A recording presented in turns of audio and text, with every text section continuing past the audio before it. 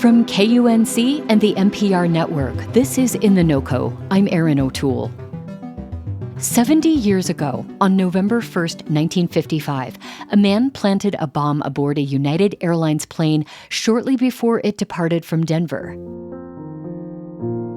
The plane exploded in mid-flight over a sugar beet field in Weld County, killing all 44 people aboard. It was a mass murder that grabbed headlines across the country. But if you've never heard of this crime, you're hardly alone. Until now, there had been no marker to commemorate the tragedy. That changed this weekend. 70 years after the tragedy, families of those killed gathered on Saturday for the unveiling of a new memorial. The granite marker engraved with the names of the 44 victims is placed at the base of FlyteCo Tower, the former control tower for Stapleton International Airport in Denver, where Flight 629 departed. To get a better sense of the bombing and why this memorial is so meaningful, we're listening back to my conversation with Andrew J. Field, recorded last year. Andrew is a retired staff attorney for the Colorado Supreme Court, where he specialized in criminal law.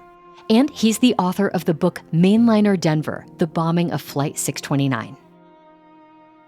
I am constantly amazed that this many years on, I still occasionally receive emails from relatives of the victims. At this point, it's another generation on.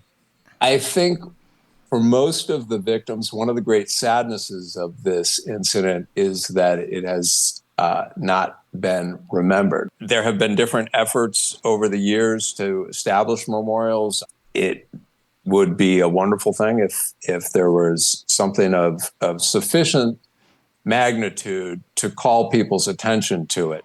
And I think it's important to remember, too, it's not just the people who were on the flight who were killed, but it had to be just harrowing and so traumatic for the people who owned the beet farms nearby, where the plane went down, and finding pieces of the wreckage on fire, as you write about in your book. I mean, absolutely. I mean, if you think about it now, if an event like this were to occur, the first people would be the paramedics and the police, and then immediately after that, you'd have the victim counselors and the witness counselors, trained therapists, helping these people cope with their trauma. None of that occurred. I don't want the bomber to get too much time in this segment, so I want to cover this kind of quickly. But the perpetrator's mother had a ticket for this flight. He hid dynamite in her suitcase and set a timer to detonate in the air. Were airplane bombings like this more common, or were they easier to pull off back then? Well, this was the first bombing of a commercial aircraft in the United States. And to give you a sense of just how novel it was, after John Gilbert Graham had confessed and they went to charge him, they opened up the federal law books and discovered that there was no federal statute which made it a crime to blow up an airplane. And so that's why they charged it in state court. Okay. So I take it there weren't really security measures in place at the airport to prevent something like this from happening? Not only were there not security measures at the airport, it was half a century before there were meaningful security measures at most airports. It really was the case that for many years you could walk onto an airplane with pretty much anything you wanted. It was only after 9/11 that the Federal Aviation authorities really got serious about security.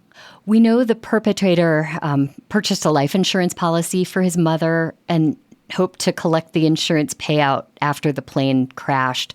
The life insurance policy was acquired from a vending machine in the airport, which is something I have never seen when I have traveled.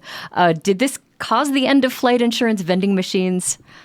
I'm old enough to remember flight insurance vending machines, and the initial purpose of them was to instill confidence in nervous travelers who were making their transition from the rails to the air for the first time, as air travel in the 1950s began to compete seriously with rail travel. And the idea was that if you could sell somebody life insurance, it would put their mind at ease. And also the premiums were incredibly cheap. You put a quarter in the machine and you could get several $1,000s of insurance for it. And the idea being that if the premium's this cheap, that's the insurance company saying that there's virtually no probability that you're ever going to collect on this policy. Ah, I see. But what ultimately made them go away was the advent of life insurance for a purchased plane ticket being incorporated into credit cards. When you buy a plane ticket with your credit card, most of them include some type of a life insurance benefit. Why do you think it's important not to let United 629 disappear without a memorial? I think that in a state like Colorado, where you have a regular turnover of the population, I think the forgetting of it so completely is a more recent thing. In the old days, it was an annual event in both the Denver Post and the Rocky Mountain News that on November 1st, in that, on this day section, every year there was a mention of the bombing. And so within the last 20 years, after the 50th anniversary, it's kind of fallen off of people's memories, I guess. Well, frankly, the people who remembered, a lot of them passed away in that interim. We a lot of times think of events like this in terms of the legacy they leave behind. What is the legacy of United Flight 629? I would say that if 100 years from now, people are looking back at and asking, what was it about this case that was important, that they would say, first and foremost, it changed the law regarding televised coverage of criminal trials and sort of was the blueprint for the idea of having a trial of the century, which there had been before with the Lindbergh kidnapping and that type of thing. Sure. But to have it available to everybody at 6:00 in their living room in black and white was a completely different thing.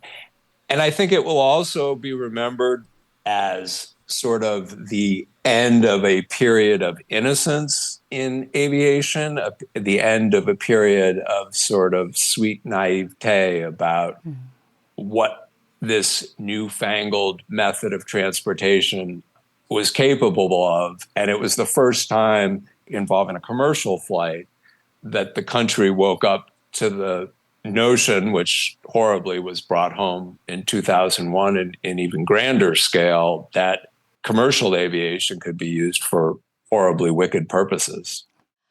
Andrew J. Field is author of the book Mainliner Denver, The Bombing of Flight 629. Andrew, thank you so much for speaking with us today. Thank you for having me, and thank you for calling attention to the work of the people who are establishing this memorial. I think it's important. We'll have links where you can read more about Flight 629 and see a photo of the newly dedicated memorial in the show notes and at KUNC.org. We'll also have information on Andrew J. Field's book, Mainliner Denver. That's it today for In The NoCo. I'm Erin O'Toole. Thanks so much for listening.